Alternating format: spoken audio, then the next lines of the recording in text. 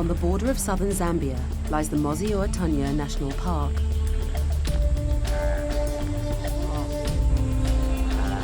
The 16,000-acre reserve offers a safe refuge for Africa's wildlife and is also home to 10 captive-bred lions Come. raised by human handlers, including David Yulden. Good girl. David came to Africa 5 years ago, and since that time he's dedicated his life to working with lions. The Zambian lions are ready to enter the next stage of development, hunting at night. Work has already begun on a huge perimeter fence, securing 1,000 acres of prime habitat where the lions will be able to hunt for themselves. It feels so close now. Just in maybe 2 to 3 months, Keela and Kwandi and the others are going to be in this area, and we're going to be able to watch them hunting. I mean, it's so exciting. I don't even know quite how to phrase it, but it just feels so close now. As the project moves forward, the first posts have already been laid.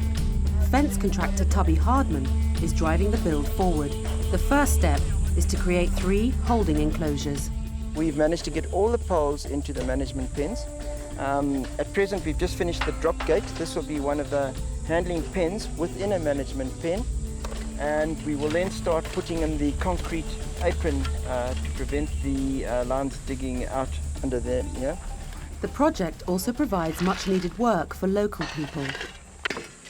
Working conditions out here are very tough. The men that are working here are coming 8 k's in the morning through elephant country, so they walk as a group to protect themselves, and they walk back 8 k's at night. So can you imagine 16 k's in a day to get into work and out of work? Very tough.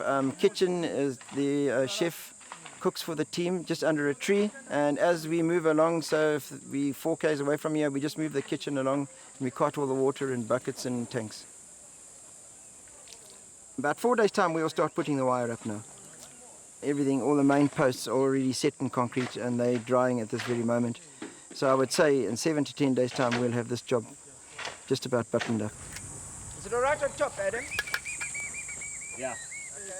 The youngest lions in the Zambian program are 12-month-old sisters Temi and Swana. David hasn't walked out with them for 4 weeks, as he's been working at the project's other site in Zimbabwe. Come on, then. But despite the time apart, the youngsters greet him like one of their own. Hello. Hello, gently. Way too excited. Are you ready? You calm now. Let's go. Come on. Working with lions of this age is not without risk. Watch your back. They're likely to test me on this walk simply because they haven't seen me in a while. You see, you're just coming too fast. Look at you with your...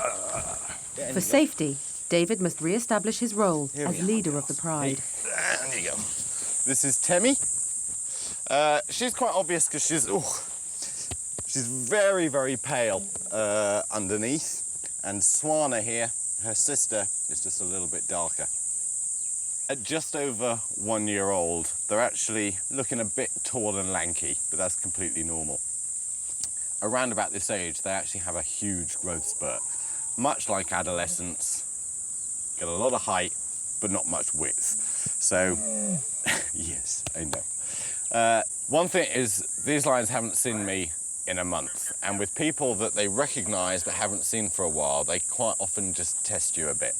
But an important thing for me is just to reassert my dominance. And that can be as simple as rubbing the front of the head, which they don't particularly like, but here we go. But it's okay for me to do it because they know that they can't kind of bite me or anything because then they'll get disciplined. But yeah, adolescents, a little on the naughty side. Hopefully they'll behave themselves, although Temi here isn't giving any signal that she's likely to. Come on! They have been showing fantastic skill at hunting. They work incredibly well as a team, but at this age, they're very, very playful. And quite often they just can't get the concentration together to follow through with a successful hunt. So a lot of animals get away, but these two really are two to watch. To help the sisters gain the experience they need, David and the handlers lead them on daily excursions through the bush. Come, my girls. Giving them the chance to come face to face with prey is the best way Temmie and Swana can develop their hunting skills, and the sisters don't have to wait long for an opportunity to impress. David catches a glimpse of a small antelope. There is a duiker here somewhere, though. There was a duiker sleeping under the tree. In the thick bush, he loses it. But Swana is tracking its location, and she's already closing in.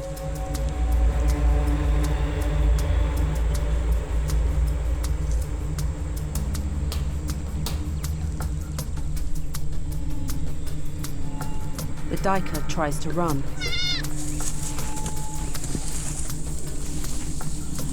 But Temmie and Swana give chase.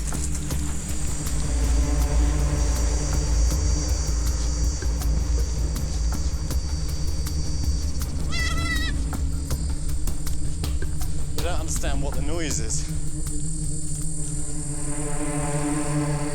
Have they lost it? Swana did an absolutely textbook stalk, real low to the ground, on what turned out to be a baby duiker. But just from experience, duiker make a very unpleasant crying sound when caught, and usually when a lion catches a duiker for the first time, just this noise surprises them. They tend to let go. That's what Swana's done here. Hello. And the thing got away. But I can guarantee you, they never make the same mistake twice. Good girls. The duiker has escaped for now, but it won't have gone far. Its instincts tell it to stay out of sight. But its constant distress call leads Swana straight to its hiding place. She's on it. This time, the sisters don't make the same mistake.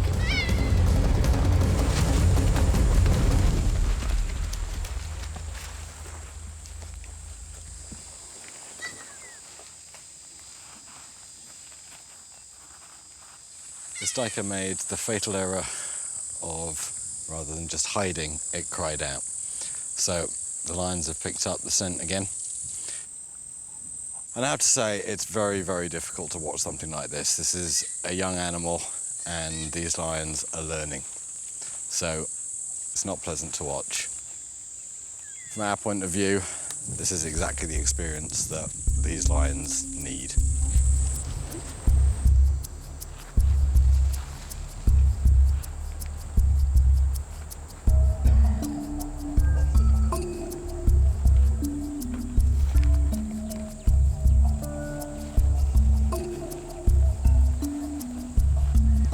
Richard? Hey, Dad. Just be advised that Swana has just made her first kill, one juvenile duiker. Copy that, thank you. Swana has made her first kill. She's 13 months old. It's a young, very young duiker. It's great for her progress in the program. For David, the moment is bittersweet. There's a word for this kind of two emotions at the same time. One is I'm ecstatic that one of our lions has made her first kill. She's on the road to a successful release into the next part of the program. But watching a life end, particularly in not overly pleasant means, which is, you know, the norm for lions, is very, very difficult to watch. So mixed emotions. But I have to take away, as the sun goes down on us this evening, our program has moved another step forward, and that's what it's about.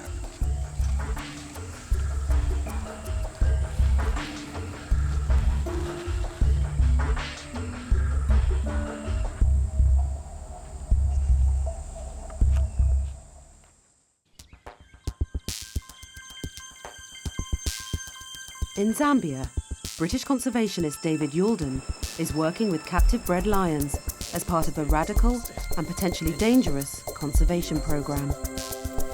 I get up at about 4:30 every morning just because I can't wait for the day to start. The people I've worked with are so dedicated to this programme that it just doesn't seem to matter what obstacle is put in front, what challenge is there. You know, you find a way, and you see these lions doing better and better in the programme. Here, 7 of the lions live as one pride. In just 12 months' time, they'll be moved to a release site deep in the heart of the Dambwa forest.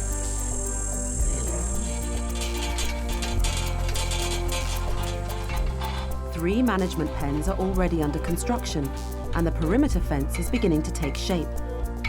Adam Tiabanalo is an experienced tradesman, and he's travelled from South Africa to pass on his skills to the local workforce.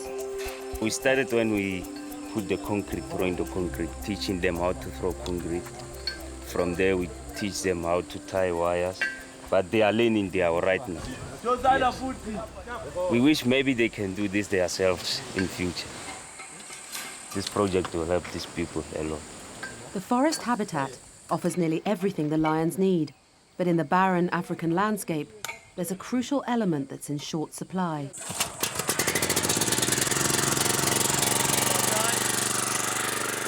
The project's founder, Andrew Connolly, and project manager, Richard Leach, have been searching for the vital ingredient. Beautiful sweet water. You know, you can get a saline sometimes. This is nice sweet water, it's great. The importance of any project that you're doing out in Africa in the bush is to find water. If it's for humans, or if it's for the wildlife, or it's for the lions, you can't do anything until you've got water. And it's not always that easy to find, actually. And we've been divining and looking around this area just for a few days. And the first hole we dug, we've got about 11,000 litres now. Water is actually step one of many steps to come. No water, no project, simple as that. And we've got great water here.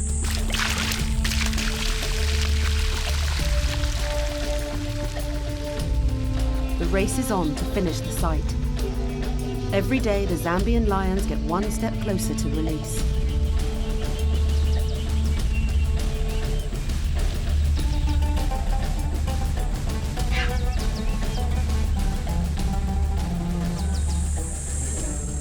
For the release program to be a success, Come, my girls. the pride must hunt for themselves. In the wild, that responsibility often falls to the older females. It's going to be one of those short, fast walks. Come on. At the heart of the release pride are 3 successful lionesses. Keela is the alpha female. Her sister, Kundi, is a natural-born hunter. And 16-month-old Loma has strong predatory instincts. Together, they form a formidable team. The national park is the perfect hunting ground, Come on. Come. with an abundance of prey. Wendy, come on.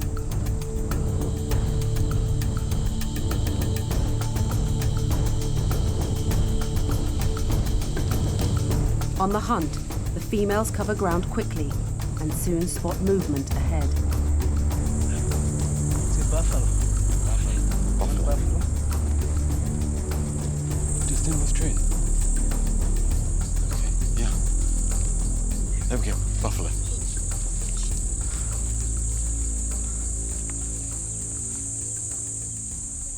Yeah. Okay, well, the cubs have found a buffalo. It looks like it's one single animal, and at the moment they're trying to surround it. Weighing over 800 kilograms, the lone buffalo is 3 times heavier than a single lion. To stand any chance of taking it down, the lionesses must work together. Obviously, such a big animal is going to keep charging back to the lions, and if the buffalo catches one of the lions, it really could actually hurt them.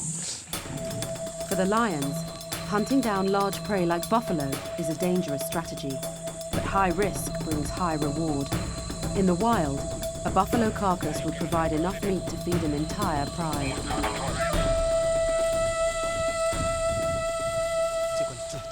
Our project site here in Livingston is actually very different to Antelope Park, because here we are walking within a national park.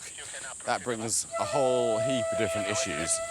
Most notably, wild elephants, wild buffalo, wild hippo, wild rhino, and crocodiles, because the Zambezi River is just over there. The lions chased the buffalo for more than a kilometre. But in the confusion, Keela and Kwandi lose sight of Loma. And in the dense bush, the two lions suddenly find themselves face to face with not one buffalo, but two.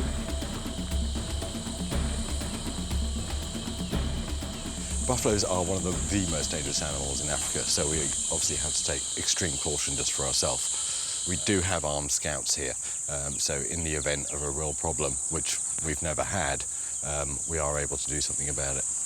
The first thing would be to fire a warning shot, and from that the buffalo would run off.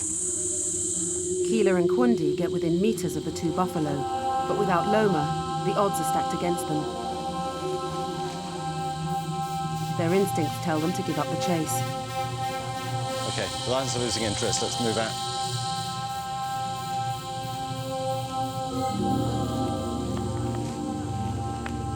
Keela, come on. Keep moving. And soon, Loma finds her way back to the group. Hey, Loma. Oh. Good girl, good girl. The three lionesses see David and the other handlers as dominant members of the pride. After their failed hunt, they seek out physical contact and reassurance. These three, yeah, they've had their little sort of hunting session. Now it's a big bonding session. So here we've got Keela, we have our sister Kwandi, and we have the much more nervous, hey my girl, Loma. This group are just coming up on 18 months, so they're just in the last couple of weeks of their time walking. The next stage for them is to move on to the night encounter program that we're currently building in Damwa Forest, and that's all about learning how to hunt. David leads the lions to water to escape the heat of the African sun. We're just trying to keep up, to be honest. They're extremely active this morning and just running around like mad things, so I'm a bit out of breath. I need to do some fitness training. But they seem to be having a whale of a time. In the African bush, there are dangers all around. When Kwandi stops for a drink, she's not alone. This is a very, very tense moment for us because there's a river. There are lots of crocodiles in here, and actually we can already see 2 or 3 just swimming past. Crocodiles are opportunistic predators and one of the only animals that would attack a lion without provocation. The other 2 are coming back now. What we'll do is we'll push them to an area which is a bit safer for them.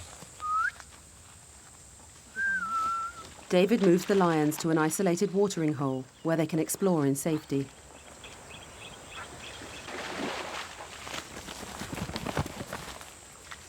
The 3 females have lived together since they were cubs.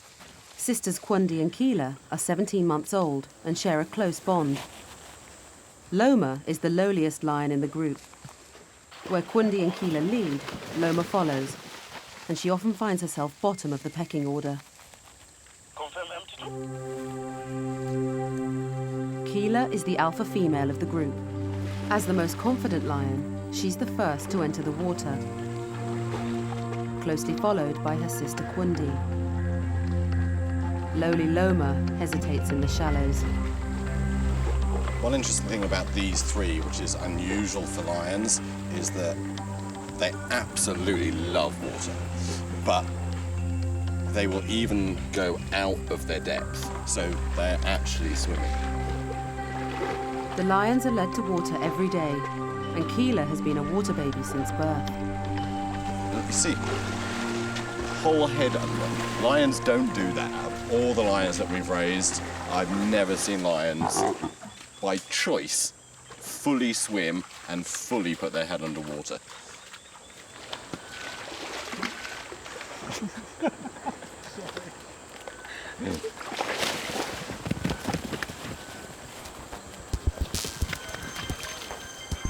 I am fairly confident I have one of the best jobs in the world, because I get to be not only involved in the day-to-day life of these animals, but I'm very much involved in the future for them as well. So I really get the best of all worlds. But this is it really. I'll throw all the rest of it away and just do this.